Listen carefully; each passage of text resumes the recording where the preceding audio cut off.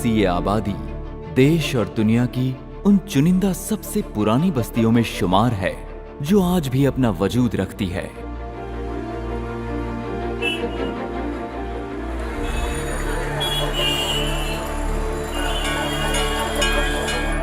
ये है Ayodhya.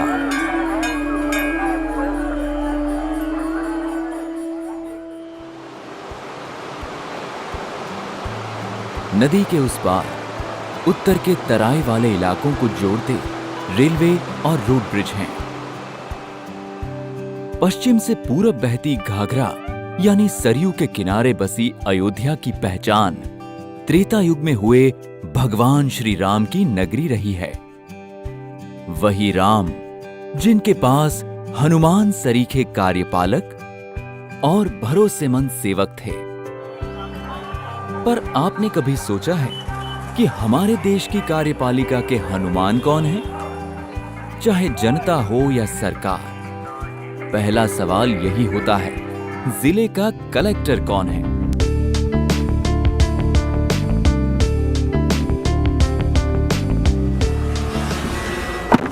Hello friends, मैं अनुज कुमार झा हूँ। मैं 2009 बैच का IAS ऑफिसर हूँ और इस वक्त फैजाबाद अयोध्या का जिलाधिकारी हूँ।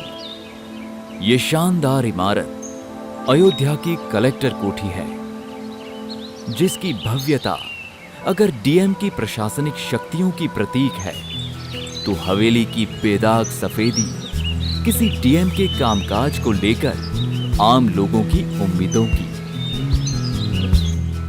मॉर्निंग वॉक की रफ्तार देखकर ये अंदाजा लगाना बड़ा मुश्किल है कि बीती रात की मीटिंग कितनी देर तक चली। भागने की शुरुआत तो बिस्तर छोड़ते ही हो जाती है। फर्क बस इतना होता है कि आप खुली सड़कों की बजाय घर के सामने पार्क के चक्कर लगा रहे होते हैं। मैं अपने दिन भर के रूटीन की बात करूं तो मेरा दिन जो है तकरीबन सुबह 5:30 बजे से 6 बजे के बीच में स्टार्ट होता है, जब मैं रनिंग जॉगिंग करता हूं तकरीबन 35 मिनट, फिर 15 से 20 मिनट का योगा और उसके बाद अपने बच्चों के साथ थोड़ा सा उनको टाइम देना, उनको तैयार करना, उनको स्कूल के लिए भेजना। जॉगिंग के बाद 15 से 20 मिनट योगा का अभ्यास भी जरूरी है।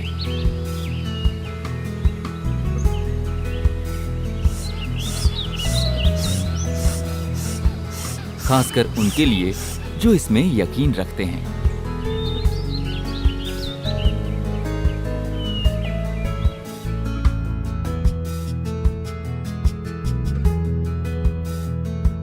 मछलियों को खाना डालते ही अब ये बेटे के स्कूल जाने का वक्त है।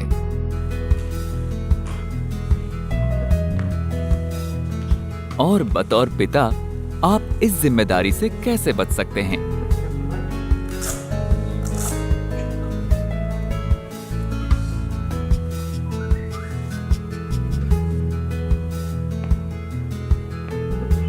तैयार कर बेटे को स्कूल के लिए भेजना अनुज की रोजाना रूटीन का हिस्सा है।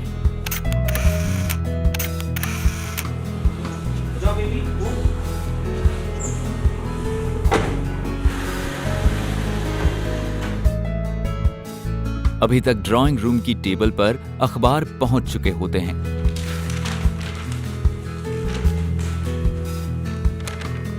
पर अब नजर देश विदेश की खबरों से ज्यादा अपने इलाके में होने वाली गतिविधियों पर होती है। जो अखबार में जो इम्पोर्टेंट ऐसी कटिंग्स होती हैं जो डिस्ट्रिक्ट में किसी प्रॉब्लम को इंडिकेट करती हैं, उनकी कटिंग्स जो है जो डिस्ट्रिक्ट के हम लोगों ने डिपार्टमेंट्स की ग्रुप बना रखी है, उसके माध्यम से सही जो अधिकारी है उनसे उस पर अपडेट लेना, आज्ञा लेना, ये काम करता हूँ।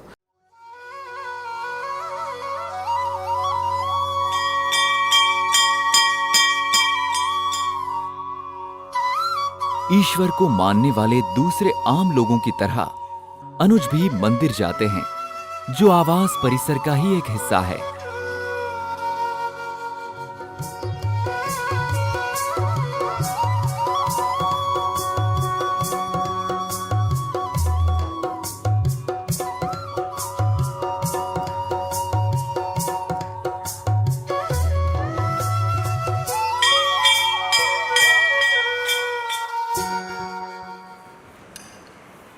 पूजा पूरी होते ही दिन की औपचारिक शुरुआत हो गई।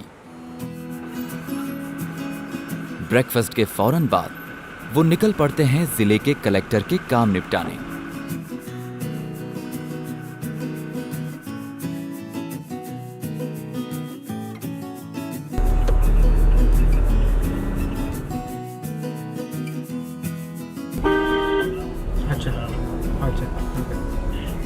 और अब डीएम अपने दफ्तर पहुंच चुके हैं, जहां जिले की जनता अपनी अपनी फरियाद लेकर इंतजार कर रही है। किसी को अपना हक चाहिए तो कोई इंसाफ की खातिर आया है। पीड़ितों में सीनियर सिटीजन हैं तो महिलाएं भी। तकरीबन 10 बजे अपने दफ्तर पहुंचता हूं। वहां पे 10 से 12 के बीच में जनता दर्शन यानी कि जिसमें जनता अपनी समस्याएं लेकर के आती है और हम एक टीम ऑफ ऑफिसर्स के माध्यम से ऐसी समस्याओं के रूट तक पहुंच करके उनका समाधान कराने का प्रयास करते हैं। जो हमारे फील्ड के रिस्पॉन्सिबल ऑफिसर हैं ग्रास रूट के, जैसे हमारे एसडीएम हो सकते हैं, बीडीओ हो सकते हैं या थानाध्यक्ष हो सकते हैं, उनसे बात करके हम उन प्रॉब्लम्स को उनको एक्सप्लेन करते हैं, स्पीकिंग ऑर्डर्स करते हैं और इस तरीके से कोशिश करते हैं कि जनता की जो समस्याएं हैं उनका त्वरित समाधान हो। किसी को अपनी जमीन पर कब्जा चाहिए तो कोई अपनी खुद की जमीन पर अवैध कब्जे की शिकायत लेकर आया है। हम मांगे हैं 237 भाई में 236 दे और 14 धुर का है, उसका 14 हिस्सा है। डीएम जहां तक हो सकता है मामलों को निपटाने की कोशिश करते हैं। ये आगे एडीओ को भेज देकर चेक कराएंगे, ठीक है? प्राध्यापक में भेज देना, एडीओ को भेज करके चेक कराएंगे। लेकिन जिले का डीएम सिर्फ फरियाद ही नहीं सुनता, कुछ खास तरह के मामलों में फैसले भी सुनाता है। रेवेन्यू जो फंक्शन है, खास करके लैंड का जो टाइटल रिलेटेड जितना भी फंक्शन है और जो लैंड रिकॉर्ड को मेंटेन करने के लिए जो कोर्ट वर्क करना ज़रूरी होता है, जैसे कि अगर किसी व्यक्ति की मृत्यु हो गई तो उसका विरासत उनके जो संतान होते हैं उनके नाम दर्ज होता है, या अगर कोई ऐसी ज़मीन है जिस पे कोई अपना डिक्लेरेटरी सूट फाइल करता है, वो डिक्लेरेटरी सूट की सुनवाई कराना, या जैसे किसी को पट्टा हुआ है, अगर गलत हो गया है पट्टा तो उसकी सुनवाई करके पट्टे को खारिज करना, या किसी को पट्टा देना है तो वो पट्टा देने की कार्रवाई कराना, या जैसे किसी ने अगर ग्राम समाज या सरकार की ज़मीन पर इंक्रोचमेंट कर लिया है तो उस इंक्रोचमेंट की सुनवाई करके अपॉर्चुनिटी ऑफ हियरिंग देते हुए उस इंक्रोचमेंट को ऑर्डर करके हटवाना। तो ये सारे काम जो है वो हमारे कोर्ट के माध्यम से होते हैं। इन्हें जिलाधिकारी कहिए, कलेक्टर कहिए या फिर डीएम यानी डिस्ट्रिक्ट मजिस्ट्रेट,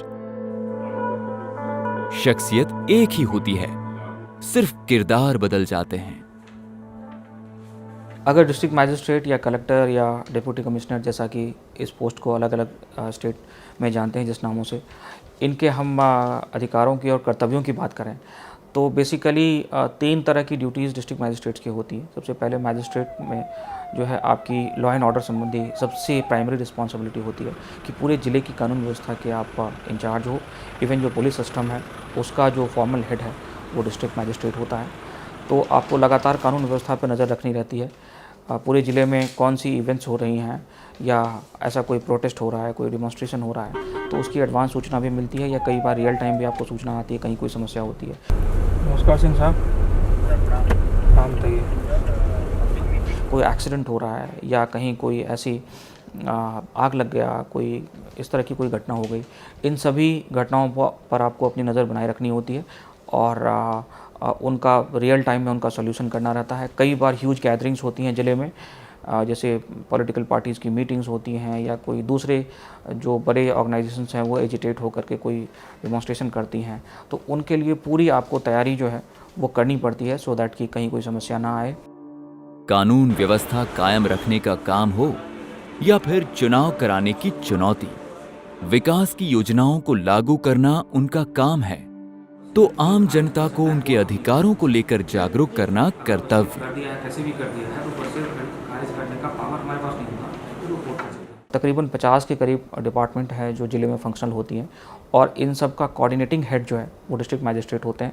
सभी डिपार्टमेंट में हमें फाइनेंशियल सैंक्शंस नहीं करने होते हैं, लेकिन काफ़ी सारे डिपार्टमेंट के फाइनेंशियल सैंक्शन की फाइलें भी आपके पास आती हैं। खास करके जो डेवलपमेंट डिपार्टमेंट्स हैं, जैसे जो रूरल डेवलपमेंट डिपार्टमेंट है या सोशल वेलफेयर के डिपार्टमेंट्स हैं, उनकी पूरी पत्रावली आपके पास आती हैं। कलेक्ट्रेट में जो हमारा पूरा संवर्ग है उसकी और तहसीलों की पत्रावलियाँ आपके पास आती हैं जिनको आपको सैंक्शन करना रहता है। तो डेवलपमेंट में जैसे जो इंफ्रास्ट्रक्चर डेवलपमेंट है ज़िले का, उसका एक तरह से नोडल होता है, उसकी एडवांस प्लानिंग करना, उसका अप्रूवल गवर्नमेंट से लेना, जब डेवलपमेंट का काम चल रहा है तो टाइम टू टाइम उसको इंस्पेक्ट करना, मंथली उसकी मीटिंग्स करके उसका प्रोग्रेस रिव्यू करना, और यदि कहीं पे कोई ऑब्स्टिकल है आ रहा है, कोई बॉटलनेक आ रहा है, तो उस बॉटलनेक को हटाना भी डिस्ट्रिक्ट मजिस्ट्रेट या कलेक्टर की जिम्मेदारी होती है। कलेक्टर होने के नाते अगर आप जहां एक तरफ जनता से मिलते हैं तो दूसरी तरफ जनप्रतिनिधियों का दबाव भी झेलते हैं। राजनेताओं से संतुलन बनाए रखना भी आपके कुशल प्रशासक होने का एक अहम पैमाना है। अब आ रहा है कि मैं बाकी कैंडिडेट्स को भी इसमें फिर अकोमोडेट कर दूंगा। मेरे पास अब नगर निगम से मांगती है, नगर निगम से पहले आप ये तरीके आप खुद तय करते हैं और अनुज का भी अपना एक तरीका है। I take it as a challenge to professionalism. I don't believe too much in political management, rather I believe in professionalism. तो मेरा तो ये भी रहता है, चूँकि राजनेता रोज़ाना वो जनता को फेस करते हैं और रोज़ाना जनता उनको अपनी समस्याएं बताती है और कई बार उनके लिए ना कहना बहुत कठिन होता है, तो that kind of demand comes to you. But मेरा ये रहता है कि मैं उसको बहुत ही प्रोफेशनली हैंडल करूँ और जो काम होने लायक है, लीगल है, उनको मैं तुरंत करा दूँ, और जो काम नहीं होने लायक है उसमें मैं कतई डिली डॉली ना करूं और उसमें उनको बहुत क्लियर कट बताऊं कि क्यों ऐसा काम नहीं हो सकता है। तो ऐसा जब हम प्रोफेशनल अप्रोच रखते हैं तो मुझे कोई खास समस्या नहीं हुई। इवन अप टू जो टॉप के पॉलिटिशियन होते हैं स्टेट में, उनको भी हैंडल करते हुए मैंने ये पाया कि अगर आप प्रोफेशनल हैं तो politicians they understand the whole thing and they agree to it.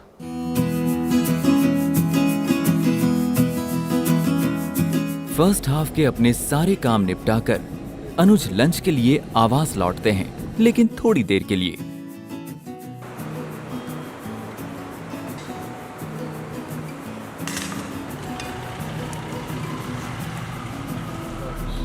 दोपहर के खाने के फौरन बाद ही दौरे पर निकल पड़ते हैं।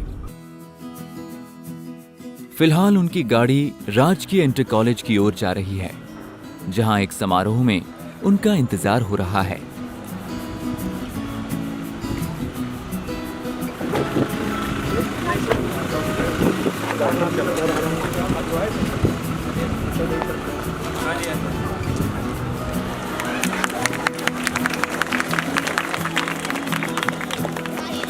चुनाव के मौसम में जिम्मेदारियों का दायरा और बड़ा हो जाता है।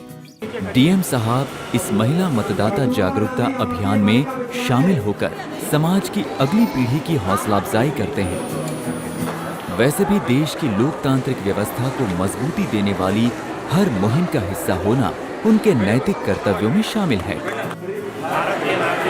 लोकतंत्र में अपनी पूर्ण आस्था रखते हुए पर चुनौती चुनाव आयोग के निर्देशों का मुस्तैदी से पालन करते हुए पूरी प्रक्रिया को शांतिपूर्ण तरीके से कराए जाने की भी है, जिससे प्रशासन और पुलिस मिलजुल कर निपटते हैं। चुनाव से पहले प्रशासन का तंत्र एकदम सतर्क हो जाता है, प्राथमिकताएं बदल जाती हैं और चुनाव आयोग के निर्देशों को अमल में लाने के लिए डीएम जिले के सभी विभागों और उनके अधिकारियों से तालमेल बनाए रखता है ताकि चीजें अपने तय वक्त पर हो सकें। आप चले जाओ तो धीरे धीरे चलता जाओ।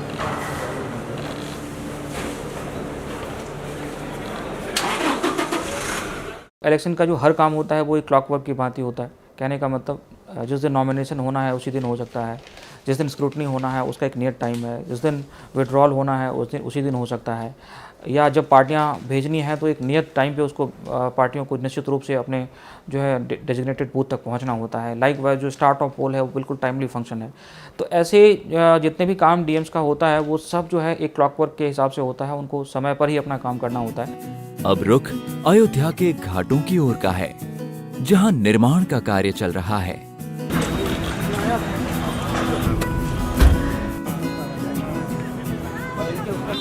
कोशिश घाटों को बेहतर बनाने से लेकर पूरी अयोध्या के कायाकल्प की है।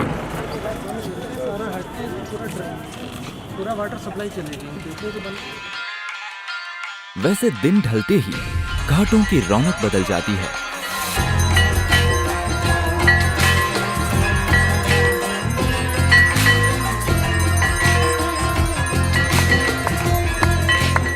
बतौर डीएम अनुज चाहते हैं कि शहर के सांस्कृतिक गौरव को देखते हुए इसे एक टूरिस्ट डेस्टिनेशन के तौर पर विकसित किया जा सके। मैं अयोध्या में पोस्टेड हूँ, तो मैं निश्चित रूप से ये कहना चाहूँगा कि अयोध्या के लिए मेरा विज़न जो है वो काफ़ी मायने रखता है। आने वाले समय में आपने देखा अभी अयोध्या जो है वो नगर निगम में डिक्लेयर हुआ है और यहाँ का जो इंफ्रास्ट्रक्चर है उसको काफ़ी इम्प्रूव किया जा रहा है। काफ़ी गवर्नमेंट की ओर से प्रोजेक्ट्स हैं जो इस वक्त चल रही हैं और मेरा इस बात पे काफ़ी एम्फेसिस होगा कि आने वाले समय में अयोध्या को एक टूरिस्ट डेस्टिनेशन के रूप में स्थापित करने के लिए और भी जो प्रोजेक्ट्स हो सकते हैं उन प्रोजेक्ट्स को कंसेप्चुलाइज करके उनका डीपीआर बनवा करके गवर्नमेंट से उसका अप्रूवल लेकर के मैं उसको यहाँ पे लागू कराऊँ। पहले ही जो है गवर्नमेंट ने यहाँ पे भगवान राम की बहुत ही ऊंची प्रतिमा स्थापित करने का निर्णय लिया है और उस पर अभी डीपीआर का काम चल रहा है। आने वाले समय में देखेंगे कि उसको किया जाएगा। साथ ही साथ कैसे जैसे अयोध्या की सड़कें हैं उनको चौड़ा करके और उनको अच्छा सुगम्य बनाने के लिए, ज़्यादा यहाँ पे सफाई इंश्योर करने के लिए और साथ ही जो और अच्छे प्रोजेक्ट्स जैसे खास करके पार्किंग को लेकर के अयोध्या में या सोवेनियर शॉप्स को लेकर के इस तरह की जो अच्छी प्रोजेक्ट्स हैं अपार्ट फ्रॉम जो स्टैचू बननी है उसको, तो इन सारे प्रोजेक्ट्स को आने वाले समय में कॉन्सेप्चुलाइज करके और उसको इम्प्लीमेंट कराना मेरा एक बहुत ही प्रायोरिटी का काम यहाँ पे होगा। जब चुनावी सीजन नहीं होता तो भी अयोध्या देश का कोई आम शहर नहीं है। राम मंदिर की वजह से यहाँ की स्थिति कई मायनों में बेहद खास है, जिसे लेकर प्रशासन को खास एहतियात बरतने होते हैं। अयोध्या में जो है निश्चित रूप से डीएम के लिए काफ़ी चैलेंजेस होती हैं। खास करके अयोध्या में थोड़ी सी सेंसिटिविटी जो राम जन्मभूमि बाबरी मस्जिद विवाद है उसको लेकर के रहती है, लेकिन यहाँ के लोग काफ़ी कोऑपरेट करते हैं और यहाँ का जो एडमिनिस्ट्रेटिव मशीनरी है वो काफ़ी गियर्ड अप है इसको लेकर के। सेंट्रल गवर्नमेंट, स्टेट गवर्नमेंट की एजेंसीज यहाँ पे हैं और सभी लोग अपनी जिम्मेदारी बहुत अच्छे से उसमें निभाते हैं। तो we have to be always alert, we have to be always there so that if anything happens we take care of it immediately. तो उस तरीके से आपको मुस्तैद रहना पड़ता है, तैयार रहना पड़ता है। आए दिन यहाँ पे कोई ना कोई जो है इवेंट होता है किसी न किसी ऑर्गेनाइजेशन का। चूँकि हमारा कंट्री एक डेमोक्रेटिक कंट्री है तो यहाँ पे हर किसी को अपनी बात कहने का हक है और उसको डिमॉन्स्ट्रेट करने का, अपनी प्रोटेस्ट करने का भी हक है। तो यहाँ पे आए दिन कोई ना कोई डिमॉन्स्ट्रेशन, प्रोटेस्ट वगैरह होता रहता है, तो उनकी पूरी व्यवस्था करना और सेफ्टी इंश्योर करना, because at the end of the day whatever happens safety of the citizen is your responsibility, so we have to make it available all the time. ये वही हैं जिन पर अयोध्या को नई पहचान दिलाने और उसके रखरखाव की जिम्मेदारी है। रही बात ऐसी चुनौतियों की, तो किसी आईएएस के करियर में इनकी शुरुआत ट्रेनिंग एकेडमी से निकलते ही शुरू हो सकती है। खासकर अयोध्या के मौजूदा डीएम अनुज कुमार झा इस मामले में बेहद अनुभवी कहे जा सकते हैं। जिला मैजिस्ट्रेट जब हम कहते हैं तो कई बार हम कंफ्यूज करते हैं कि ये जुडिशियल मैजिस्ट्रेट है या क्या है। तो इसमें मैं क्लियर करना चाहूँगा कि 1973 में सीआरपीसी में अमेंडमेंट के माध्यम से जो है मैजिस्ट्रेसी और एग्जीक्यूटिव को उसमें सेपरेट किया गया था। उसके तहत अब जो है डिस्ट्रिक्ट जज का एक अलग पोस्ट है और उनके नीचे जो है सिविल जज और क्रिमिनल जज की पूरी जो है हायरार्की है। लेकिन जो एग्जीक्यूटिव मैजिस्ट्रेसी है उसका हेड डिस्ट्रिक्ट मैजिस्ट्रेट होता है। एग्जीक्यूटिव मैजिस्ट्रेसी कहने का मतलब कि लॉ एंड ऑर्डर को इंश्योर करने के लिए सीआरपीसी के जो प्रोविजंस हैं जैसे 107, 116 सेक्शन 100 सीआरपीसी 151, 133, 145 इस तरह के जो इंपॉर्टेंट सेक्शंस है एग्जीक्यूटिव मैजिस्ट्रेसी के, उसको एक्सरसाइज करने के लिए पूरी मशीनरी के साथ डिस्ट्रिक्ट मैजिस्ट्रेट जिम्मेदार होता है। जो जुडिशरी है वो वैसे सेपरेट है, लेकिन कलेक्टर को एज कलेक्टर और एज डिस्ट्रिक्ट मैजिस्ट्रेट उसको काफ़ी जो है जुडिशियल फंक्शंस दी गई हैं। मैं और भी ऐड करूं तो जैसे आर्म्स एक्ट के तहत जो है लोगों की जो आर्म्स लाइसेंसेस हैं, अगर उन्होंने लाइसेंस की शर्तों का उल्लंघन किया है तो उसकी सुनवाई करते हुए उनको निरस्त करना या निलंबित करना। लाइकवाइज जो हमारे जितने भी जो लिकर शॉप्स हैं, लिकर शॉप्स की लाइसेंसिंग और उनकी लाइसेंस को निरस्त करने का काम, या जो हमारा एसेंशियल कमोडिटी एक्ट है उसके तहत अगर किसी ने जैसे एसेंशियल कमोडिटी एक्ट के तहत अपराध किए हैं तो जो उसमें जो सब्जेक्ट है, उसमें जो गुड्स हैं उनका सीज़र और उनका अटैचमेंट, या अगर प्रॉपर्टी जैसे कोई व्हीकल है तो उसका अटैचमेंट और उसकी जो है नीलामी का काम जो है ये भी हमारे कोर्ट वर्क के माध्यम से होता है। तो देखेंगे तो कोर्ट वर्क जो है वो कलेक्टर का एक बहुत ही इम्पॉर्टेंट डेली फंक्शन होता है और we all have to do it actually. नौकरी करते हुए मैं अगर चैलेंजिंग असाइनमेंट की बात करूं तो ट्रेनिंग के जस्ट बाद मेरी पोस्टिंग जॉइंट मैजिस्ट्रेट के रूप में एसडीएम संभल हुई थी। संभल जो कि पहले मुरादाबाद का पार्ट था, और जब मैं वहाँ पोस्टेड था उसी वक्त संभल को एक अलग डिस्ट्रिक्ट के रूप में कार्व आउट किया गया था।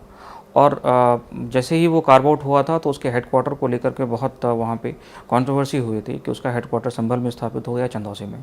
और वहाँ पे तकरीबन 21 दिन तक लगातार जो है वहाँ मार्केट्स बंद रहे थे, और डिफरेंट जो प्रोफेशनल ग्रुप्स थे उन्होंने लगातार वहाँ पे धरने प्रदर्शन किए थे। तकरीबन 7 दिन वहाँ की हाईवेज जाम रही थी। तो वो नौकरी में आते ही एक ऐसा चैलेंजिंग असाइनमेंट था जो कि मैंने हैंडल किया था, और उसमें बिना किसी बल प्रयोग के लगातार वार्ता करते हुए इस पूरे मसले को उसको डिस्पोज किया गया था, और जिसमें किसी तरह की कोई जो है लॉस ऑफ गवर्नमेंट प्रॉपर्टी नहीं हुई, कोई उसमें लॉस ऑफ लाइफ नहीं हुआ, लेकिन पूरे मामले को बहुत ही एमिकेबली वहाँ पर रिजॉल्व किया गया था। उसके बाद मैं सीडीओ झांसी रहा, और पहली जो मेरी ज़िला एज कलेक्टर थी वो महोबा थी बुंदेलखंड में। तो बैक टू बैक मैंने 2 ज़िले जो है वो बुंदेलखंड के किए, जहाँ पे कि वाटर क्राइसिस बहुत रहती है। तो वहाँ मैंने जो सोशल ऑर्गेनाइजेशंस हैं उनको साथ लेकर के एक अभियान चलाया था जिसका नाम है अपना तालाब अभियान। इस अभियान के तहत हमने वहाँ पर किसानों को मोटिवेट किया कि वो अपनी ज़मीन का 1/10 पोर्शन जो है उसको एक पॉन्ड के रूप में डेवलप करें, और उसमें जो बारिश का पानी होता है, वर्षा का जल होता है, उसको कलेक्ट करें। और ये पानी जब वहाँ कलेक्ट होता है तो वहाँ फिर जो है वाटर रिचार्ज होता है। वाटर रिचार्ज होने का ये वहाँ पे असर देखा गया कि जहाँ पे एक भी हमने पॉन्ड बनाए थे उसके आसपास के 4 जो सिंचाई के लिए कुएं खोदे गए थे, वो सारे कुएं पूरे साल भर जल से वो काफ़ी अच्छी तरीके से रिचार्ज हो रहे थे। पहली बार कई इलाकों में वहाँ पे इस पानी को लेकर के वहाँ जो कम पानी की खपत वाली जो धान की वैरायटी है उसकी खेती हुई। हमने तकरीबन वहाँ पे एक साल में करीब 300 के करीब जो है हमने पॉन्ड्स वहाँ पे खोदे थे। और ये जो अभियान था अपना तालाब अभियान, ये आज भी वहाँ पे बहुत ही सक्सेसफुली चल रहा है। और सक्सेसफुली चलने का एक कारण ये भी है कि इसको आगे चल के गवर्नमेंट ऑफ यूपी ने, जब वहाँ पे सूखे की समस्या आई थी, जब मैं वहाँ से हट गया था, तो इसको एज ए गवर्नमेंट पॉलिसी इसको अडैप्ट किया। और ये जो था एक काउंटर पॉइंट की तरह मैंने प्रपोज़ किया था। तब तक उस वक्त जो है बुंदेलखंड में वाटर कंजर्वेशन के नाम पे ज़्यादातर चेक डैम्स बन रही थी, लेकिन चूंकि वहाँ पे काफ़ी रॉकी टेरेन होने के कारण जो सब स्ट्राटा है वो उतना पोरस नहीं हो पाता था कई बार जहाँ पे हम चेक डैम बनाते थे।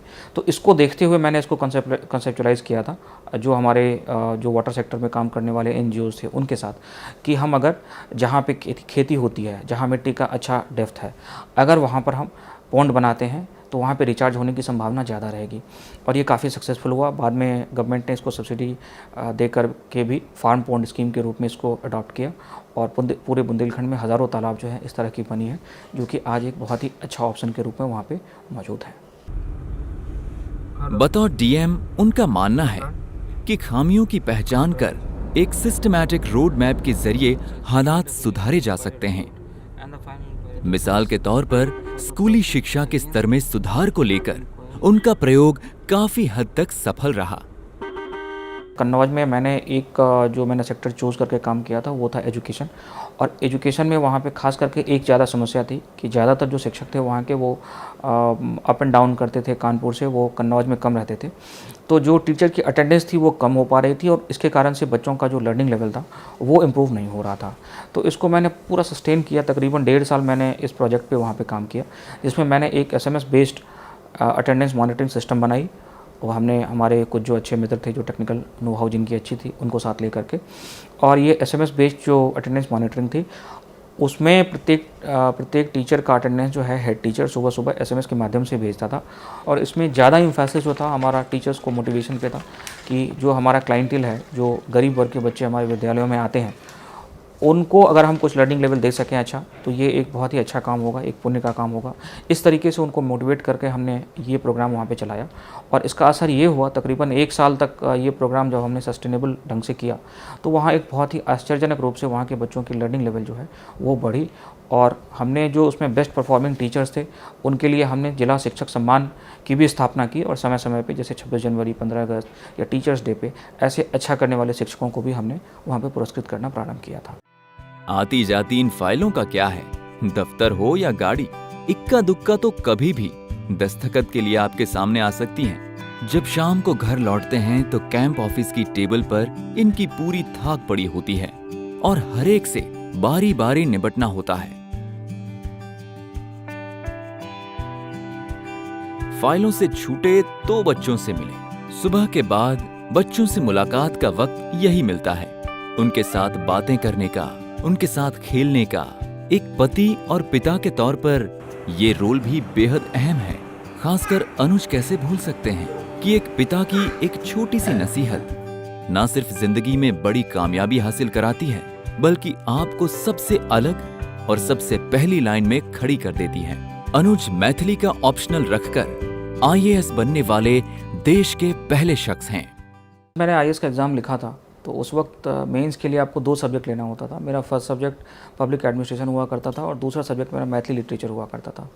मैं मैथिली लिटरेचर से, मैथिली साहित्य से सिविल सर्विस में आने वाला और आईएएस में आने वाला पहला स्टूडेंट था। तो मेरे पापा बाहर रहते थे और मैं उनको चिट्ठियाँ लिखा करता था। तो जब कभी मैंने हिंदी में चिट्ठी लिखी तो उन्होंने कहा बेटा हिंदी तो तुम्हें आती है, तो चाहे तो तुम मैथिली में लिखो या इंग्लिश में लिखा करो। तो ऐसे हम उनको चिट्ठियाँ लिखते थे और वो उसमें करेक्शंस करके हमें दिखाते थे कि हमने क्या गलतियाँ करी। तो ऐसा लगातार करते रहने से मुझे मैथिली लिखने की अच्छी प्रैक्टिस हो गई थी, तो मुझे मैथिली लिखना आता था। और मेरा साहित्य में हमेशा बहुत ही रुचि रहा है। मैंने पढ़ना मैं बहुत पसंद करता हूँ, चाहे वो इंग्लिश हो, हिंदी हो, मैथिली हो। तो इस कारण से जो साहित्य की समझ मुझे थी, तो इन दोनों को कंबाइन करके और अपने गुरुजनों की मदद से मैंने मैथिली का अच्छा प्रिपरेशन कर लिया था और जिससे मुझे काफ़ी अच्छे नंबर्स उसमें मिले थे। और अब ये फैमिली डिनर टाइम है और यहाँ से कैमरे के बाहर आने का भी। दूधिया रोशनी में नहाई ये कलेक्टर कोठी एक हस्ती का नाम है जो हर साल लाखों नौजवानों को हौसला देती है अंधियारे से जोर आजमाने की। लेकिन रुकिए, गुड नाइट कहने से पहले गुड विशेस तो लेते जाइए। जो बच्चे आईएएस के लिए तैयारी कर रहे हैं या जो फ्यूचर में आईएएस बनना चाहते हैं, उनके लिए मेरा टिप्स है कि अगर मैं आपसे पूछूं कि ऐसी कौन सी एक ही क्वालिटी है जो आप में होना ज़रूरी है और जिसके होते हुए सारी अदर क्वालिटीज़ आप में अपने आप आ जाएंगी और आप वर्दी कैंडिडेट हो जाएंगे, तो मेरा जवाब होगा हार्ड वर्क। आपको हार्ड वर्क को अडॉप्ट करना है। You have to fix your target and then every single day you have to make it happen. आपको रोज़ाना अपने लक्ष्य की तरफ कुछ कदम बढ़ाना है और आप पाएंगे सर्टन कुछ दिन के बाद कि आपको मज़ा आने लगा है और रोज़ाना आप थोड़ा अपने आप को बेहतर प्रिपेयर महसूस करते हैं। और मैं अपनी बात करूं तो to start with I never thought I was IAS material. मुझे हमेशा लगता था कि मैं नहीं कर पाऊंगा, लेकिन मैं हमेशा ही इस बात के लिए कमिटेड था कि चाहे जो भी हो जाए मैं अपने चारों अटेम्प्ट बहुत अच्छे से लिखूंगा। हो सकता है मैं पीटी भी ना पास करूं, लेकिन मैं अपने अटेम्प्ट बहुत अच्छे से लिखना चाहता था। और इस एटीट्यूड के साथ जब मैंने शुरू किया, मैंने अपने आप को वर्दी नहीं माना, लेकिन मैं अपना पूरा जो है अपनी पूरी क्षमता के साथ इसमें मैंने अपने आप को झोंका और उसका नतीजा ये रहा कि मैं पहले अटेम्प्ट में इंटरव्यू तक पहुंचा, सेकंड अटेम्प्ट में मेरा सिलेक्शन हुआ और थर्ड अटेम्प्ट में मुझे प्रॉपर आईएएस अलॉट हुआ। तो मैं अपने सभी जो हमारे मित्र हैं उनको ये कहना चाहूँगा कि आपको अपना लक्ष्य ऊंचा सेट करना है और रोज़ाना every single day you have to make progress. आपको रोज़ाना हार्ड वर्क को अडॉप्ट करना है। अगर आप हार्ड वर्क करते हैं तो बाकी सारे गुण, आप स्मार्ट हो जाते हैं, आप अच्छे वक्ता हो जाते हैं, आप में कॉन्फिडेंस झलकने लगता है और आप पाएंगे कि धीरे धीरे आप में वो कॉन्फिडेंस आता है कि मैं निश्चित रूप से इसको कर सकता हूँ, मुझे कोई दिक्कत नहीं होगी। अंत में मैं आप सबका बहुत बहुत धन्यवाद दूंगा। Thank you so much.